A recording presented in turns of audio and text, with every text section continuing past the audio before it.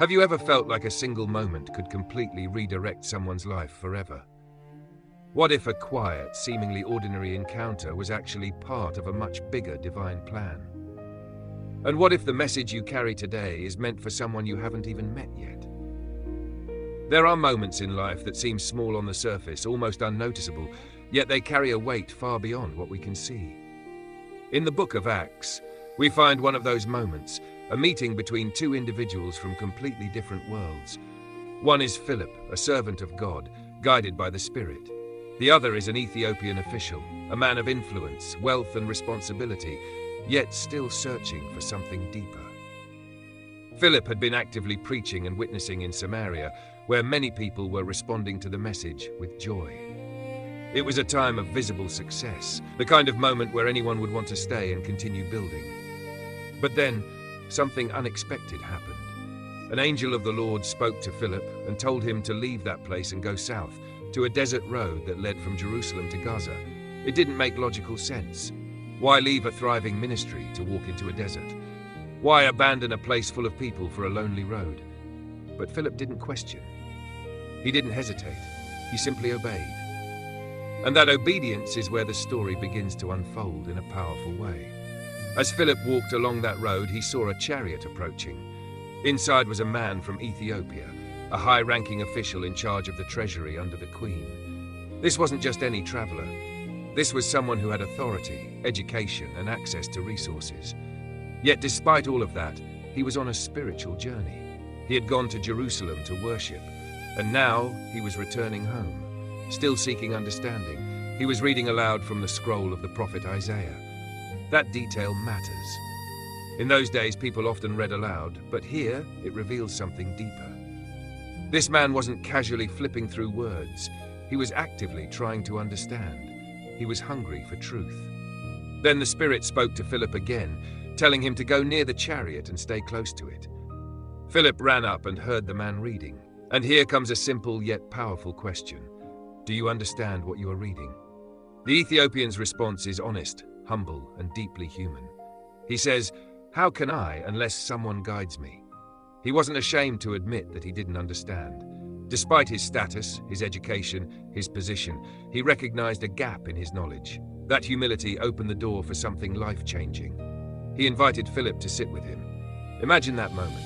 Two strangers from completely different cultures sitting side by side in a moving chariot, discussing the words of Scripture. This is where God's timing becomes so clear. The passage the Ethiopian was reading spoke about a suffering servant, someone led like a sheep to the slaughter, someone who did not open his mouth, someone whose life was taken from the earth. It was a prophecy pointing directly to Jesus.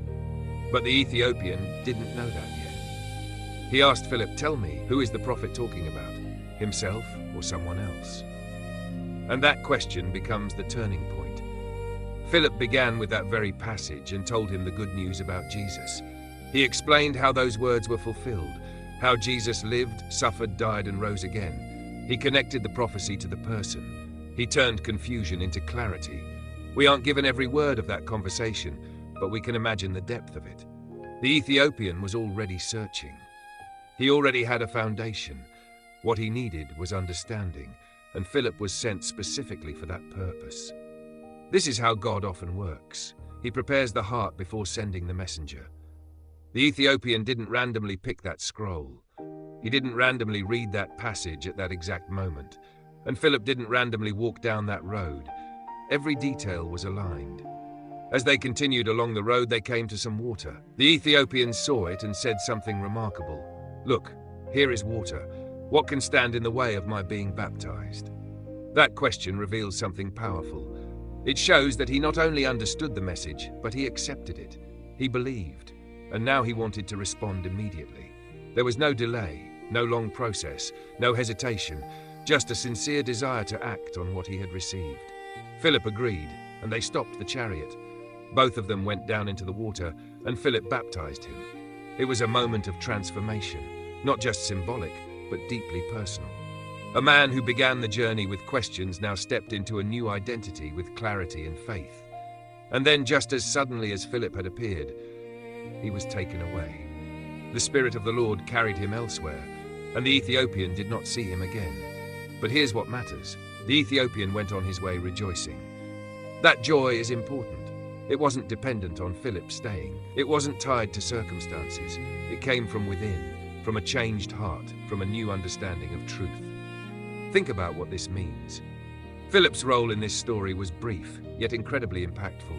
He didn't build a long-term relationship.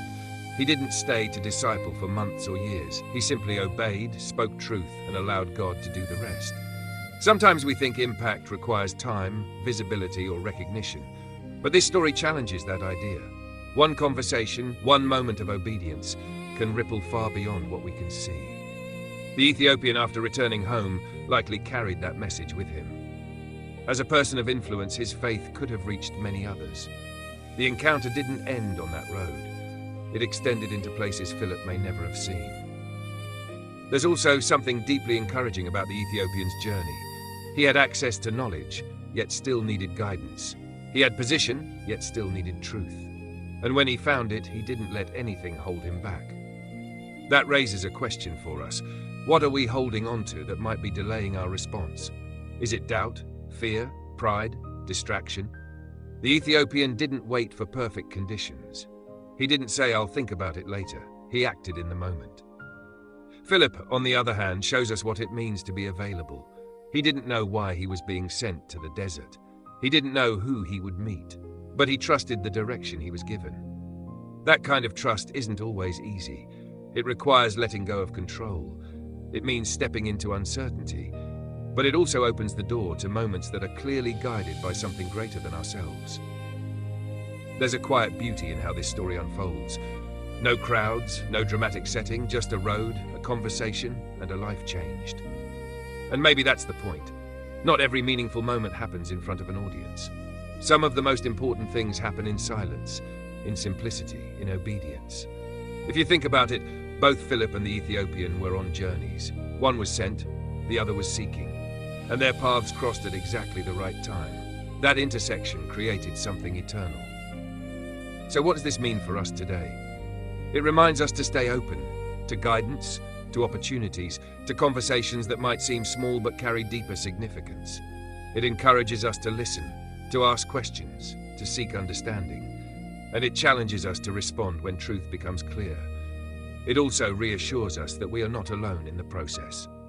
Just as the Ethiopian was guided, just as Philip was directed, there is a presence that moves beyond what we can see, aligning moments, preparing hearts, and creating connections. Sometimes you might feel like what you're doing doesn't matter much. Maybe it feels too small, too quiet, too unnoticed. But this story shows that even a single act of obedience can have lasting impact. And maybe somewhere someone is searching, just like that Ethiopian, waiting for a moment, a word, a conversation that brings clarity. As we reflect on this passage, we are invited to consider both roles. Are we willing to be like Philip, ready to go, ready to speak, ready to trust? And are we willing to be like the Ethiopian, honest in our questions, open to guidance, and ready to respond? Because sometimes the most powerful transformations begin with a simple question. Do you understand? Thank you for watching this video. If this message spoke to you in any way, don't forget to like, follow the channel, and share this video with someone who might need to hear it today.